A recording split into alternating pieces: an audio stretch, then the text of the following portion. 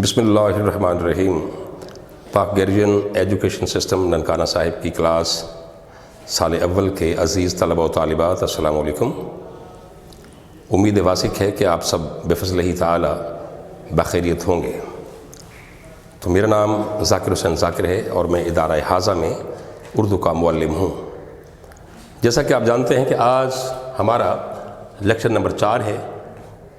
یہ اصل میں سلیبس ہے جو آپ کو پرووائڈ کر دیا گیا ہے۔ یہ چوتھا پیپر جو ہے اس سے متعلق سلیبس ہے، اس کے بارے میں آج کچھ جانتے ہیں۔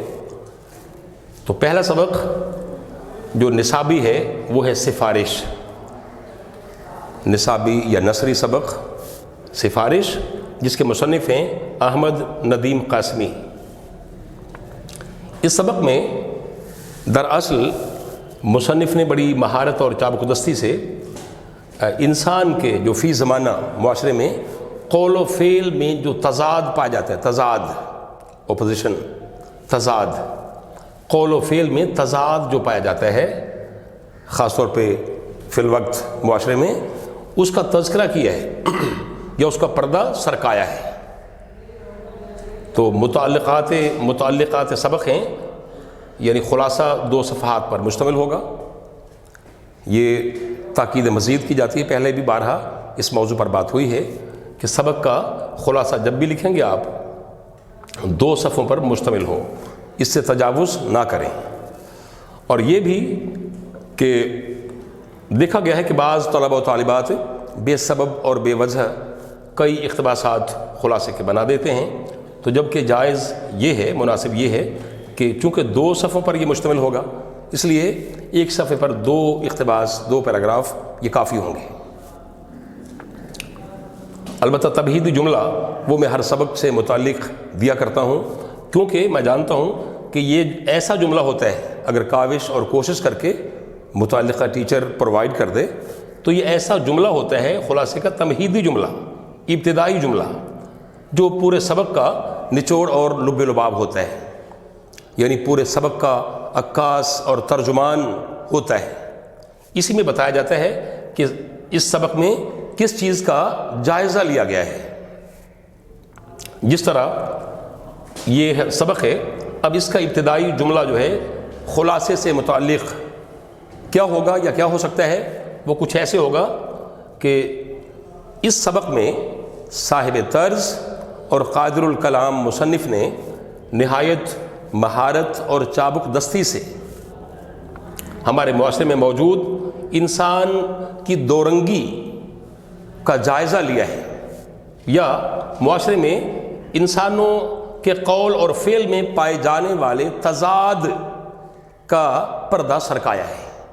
لہٰذا مصنف کا مدعا و مقصد کچھ یوں ہے کہ اب کے آگے باقاعدہ خلاصے کا آغاز کریں گے۔ بعد ازاں اقتباسات کی تشریح ہے، اس سے متعلق کوٹیشنز ہیں، وہ محفوظ کریں اس سبق سے متعلق۔ سب سے پہلے تو القرآن ہے، یہ بتا دیا ہے کہ کچھ گراؤنڈ بنا کے تشریح کی، یعنی اقتباس کی تشریح کے دوران میں آپ کہاں کہاں ایڈجسٹ کریں گے یہ آپ کو بتا دیا گیا ہے، یعنی بالکل برمحل ٹو دی پوائنٹ ان چیزوں کو ایڈجسٹ کرنا ہے۔ پہلے تو القرآن ہے، یعنی فرمان خداوندی ہے،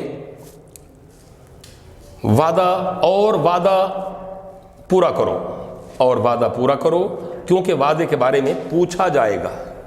یہ کوٹیشن ہے القرآن، یہ کوماز میں ہوگی اور یہ حصہ ہائی لائٹ ہوگا۔ پھر سے سنیں، اور وعدہ پورا کرو کیونکہ وعدہ کے بارے میں پوچھا جائے گا۔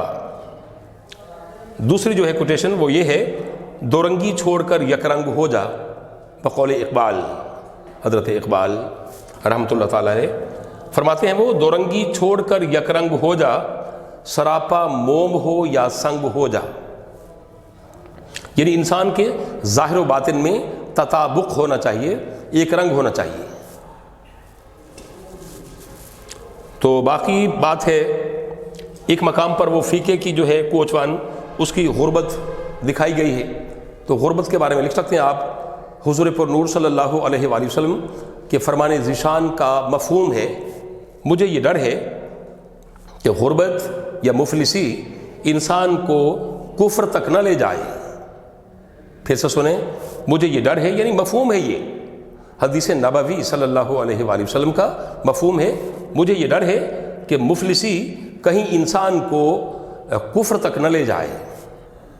تو یہ کچھ کوٹیشنز تھیں۔ باقی اقتباس کی تشریح جو ہے اس کی لینتھ وغیرہ بتا دی ہے کہ وہ حوالہ متن سمیت، یعنی سبق و عنوان، مصنف کا نام 2 نمبر، سیاق و سباق، گویا جو اقتباس دیا گیا ہے زیر تشریح اقتباس، اس کا آگا اور پیچھا، یعنی اس سے پہلے مصنف نے کیا بات کی ہے اور اس کے بعد مصنف نے کیا بات کی ہے، اور وہ اقتباس جس کی ہم تشریح کرنے جا رہے ہیں وہ سبق کے کس حصے سے لیا گیا ہے۔ پہلا حصہ یعنی ابتدا سے، وسط یا درمیان یعنی یا آخر سے لیا گیا، یہ بھی اس میں مینشن ہوگا۔ تو اس کی لینتھ بتا دی سیاق و سباق کی، 10 تا 12 سطور، 10 تا 12 سطریں ہوں گی اس کی سیاق و سباق کی، اس کے 3 نمبر ہیں۔ تو جبکہ تشریح اقتباس کی جو ابھی اسے کھولنا ہے وہ اس کے 10 نمبر ہوتے ہیں، تو کوٹیشنز کا اہتمام کرنا ہے، التزام کرنا ہے۔ تو لینتھ کتنی ہوگی اس کی اقتباس کی جو تشریح ہے، یہ حوالہ متن سمیت یعنی قریباً 3 صفحے ہو جائیں، 3 صفحے۔ اس کے بعد ہے نظم۔ اب کی بار جو چوتھے ٹیسٹ میں ہمارا سلیبس ہے وہ ہمیں نظم درپیش ہے، ہلال استقلال، ہلال استقلال، جس کے شاعر ہیں حفیظ جالندری، حفیظ جالندری۔ تو نظم کا خلاصہ جو ہے بار بار یہ بتایا جا چکا ہے، اسے ازبر کریں۔ کوئی بھی نظم ہو، جب بھی کوئی نظم کا خلاصہ آئے گا کسی کا تو آدھا صفحہ اس کی طوالت ہوگی، اس کی لینتھ آدھا صفحہ۔ تو باقی شعر و تشریح تواتر سے کرنی ہے، جب نظم کے شعر آئیں گے تو تواتر سے، یعنی 2 شعر ہوں گے، تو 2 شعر ہوں گے تواتر سے لکھیں گے، دونوں کا اوپر مفہوم لکھیں گے اکٹھا، یکے بعد دیگرے، تو ایسے ہی تشریح ہوگی، یکے بعد دیگرے۔ تو البتہ حفیظ جالندری کے تعارف میں یعنی تشریح کا جو پہلا جملہ ہوگا اس میں آپ لکھ سکتے ہیں جب بھی ان کا کوئی شعر آئے کہ اس یعنی حفیظ جالندری جو کہ ہمارے قومی ترانے کے خالق ہیں، یا یوں کر لیں کہ اس شعر میں صاحب طرز اور قادر الکلام اور ہمارے قومی ترانے کے خالق ابو الاثر، ابو الاثر یہ ان کا خطاب ہے، ابو الاثر۔ پھر سے سنیں کہ اس شعر میں صاحب طرز، قادر الکلام اور ہمارے قومی ترانے کے خالق اور ابو الاثر حفیظ جالندری نے فلاں نقطہ بڑی کامیابی سے نمایاں کیا ہے۔ تو اس طرح سے ہم شعر کا، اس کی تشریح کا آغاز کر سکتے ہیں۔ تو اس کی بھی لینتھ میں نے بتا دی ہے کہ 2 شعروں کی جو نظم کے ہوں گے وہ 3 صفحات تک، 2.5 تا 3 صفحات پر تشریح ہونی چاہیے۔ البتہ کوٹیشنز کا، حوالہ جات کا بہر صورت اور بہرحال اہتمام کرنا ہے۔ بعد ازاں غزل ہے مومن خواہ مومن کی، اب کی بار تو یاد رہے کہ مومن خواہ مومن کے کلام میں حد درجہ شوخی پائی جاتی ہے، یعنی شوخی کلام، ان کے کلام میں شوخی پائی جاتی ہے بہت زیادہ۔ اس کے ساتھ ساتھ ان کے ہر شعر میں قریباً رنگ تغزل اور رنگ تعشق پایا جاتا ہے، یا آسان لفظوں میں ان کے ہر شعر میں قریباً حسن و عشق کا بیان ملتا ہے۔ تو میں یہ بارہا بتایا کرتا ہوں کہ یہ صرف غزل کی حد تک ہے، یہ جو دنیاوی یا مجازی حسن ہے وغیرہ، یہ عشق ہے، یہ غزل کی حد تک ٹھیک ہے، باقی عملی زندگی میں ایسا کچھ نہیں ہوتا۔ اگر ہوگا بھی تو وہ غیر انسانی اور غیر اسلامی فعل ہوگا، انداز ہوگا۔ تو یاد رہے کہ غزل کے ہر شعر کی الگ الگ تشریح کرنی ہے اور شاعر کا نام بہر صورت بتانا ہے۔ تو ہر شعر کی تشریح 1.25 تا 1.5 صفحہ پر، 1.25 تا 1.5 صفحہ پر مشتمل ہونی چاہیے۔ تو کوٹیشنز کا ان میں بھی اہتمام کرنا ہے۔ پھر اس کے بعد ہے مکالمہ۔ اب کی بار ہے احترام استاد، یعنی استاد کا احترام۔ اس موضوع کے تحت مکالمہ ہے. تو پہلے بھی بتایا جا چکا، پھر ریوائز کرتا ہوں کہ اس میں یعنی مکالمہ کے ہر کردار ہوتے ہیں 2-3، ہر کردار کے فقرے مختصر ہوں، بڑے بڑے نہ ہوں، 2-2 4-4 5-5 فقرے، یہ غلط ہے انداز.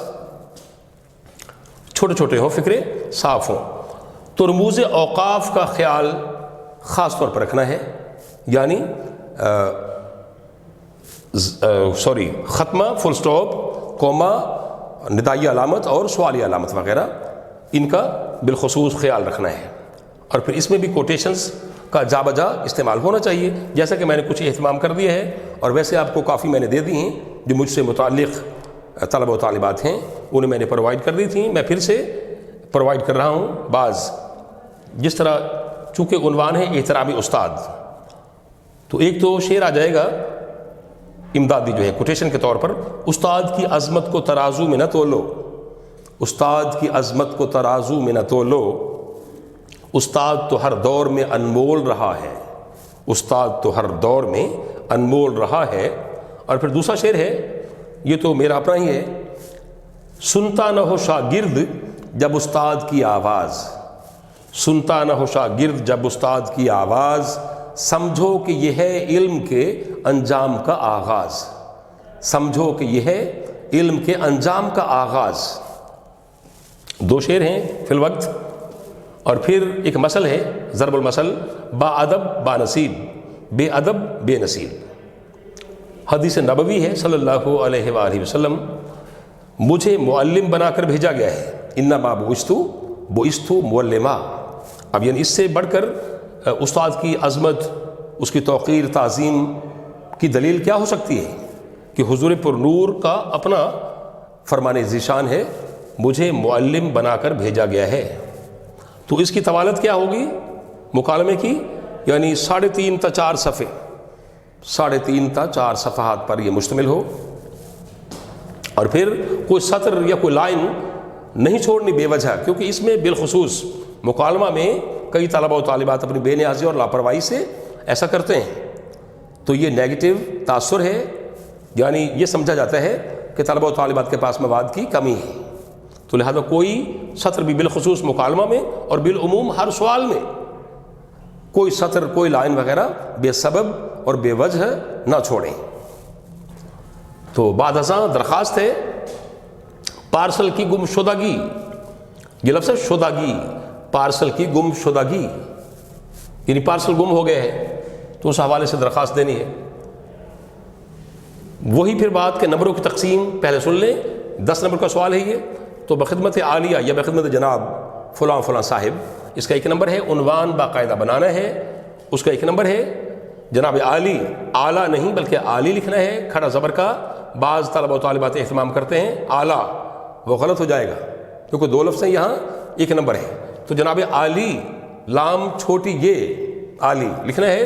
البتہ آگے کچھ ندائیہ علامت ہے، اس کا باقاعدہ 1 نمبر ہے. اس کے بعد ہے نفس مضمون. نفس مضمون یعنی جو درخواست کا درمیانہ حصہ ہے، یہاں ہمارا مدعا و مقصد بیان ہوتا ہے. یعنی جس مقصد کے تحت ہم درخواست لکھ رہے ہیں، اس حصہ میں وہ چیز مینشن ہوتی ہے، اس کا تذکرہ ہوتا ہے. تو اس کے نفس مضمون کے 5 نمبر ہیں. اس کے بعد ہم اختتام کے مرحلے میں داخل ہوتے ہیں، جہاں ہم لکھتے ہیں عمومی طور پر عرض گزار یا درخواست گزار. کوما ہے آپ کا فلاں فلاں، کوما ہے، پھر الف بے جیم فل سٹاپ ہے. اس حصے کا 1 نمبر ہے. اس کے بعد پھر دائیں سمت، یعنی پیپر کے ذرا نچلے حصے میں دائیں سائڈ پہ ہم تاریخ لکھتے ہیں. تو تاریخ کے دونوں طریقے ٹھیک ہیں، انگریزی فگرز یا اردو فگرز، دونوں طرح سے آپ لکھ سکتے ہیں. اس کا بھی باقاعدہ 1 نمبر ہوتا ہے. تو یوں 10 نمبر کی ہوتی ہے یہ درخواست. البتہ اس کی طوالت یا اس کی لینتھ وہ قریباً 2 صفحات پر مشتمل ہو تو زیادہ اچھا ہے. تو بعض طلبہ و طالبات تجاوز بھی کر لیتے ہیں، تو ایسا کچھ نامناسب ہے. تو زیادہ سے زیادہ چلو 2.5 صفحے ہو سکتے ہیں، لیکن 2 صفحے بھی بہت زیادہ ہیں. اس میں اپنا مدعا و مقصد بآسانی بیان ہو سکتا ہے. اس کے بعد پھر معروضی ہے، تذکیر و تانیث، یعنی مذکر اور مؤنث سے متعلق ہیں. یہ چیزیں، یعنی اس میں بتانا ہے کہ فلاں لفظ مذکر ہے فلاں مؤنث ہے، تو اس میں غلط فکرات ہوتے ہیں، مذکر کو مؤنث اور مؤنث کو مذکر کر کے پیش کرتے ہیں وہ، تاکہ بھانپ لیے جائے کہ کون بچہ کتنے پانی میں ہے۔ لہٰذا یہ آپ کو یاد کروایا بھی ہے، تو اس کے لیے آپ کو کتاب سے، امدادی کتب سے وابستہ و پیوستہ ہونا ہوگا۔ تو امید واسق ہے کہ لیکچر نمبر 4 میں جو کچھ سمجھایا گیا ہے وہ انشاءاللہ کلیئر ہو چکا ہوگا آپ کے ہاں۔ تو اسے ازبر بھی کرنا ہے، دل و دماغ کا حصہ بنانا ہے، حافظوں کا حصہ بنانا ہے۔ تو اس کے ساتھ ہی عزیز طلبہ و طالبات، آج کے لیکچر کا وقت اختتام پذیر ہوا چاہتا ہے۔ انشاءاللہ پھر ملاقات ہوگی۔ اللہ حافظ۔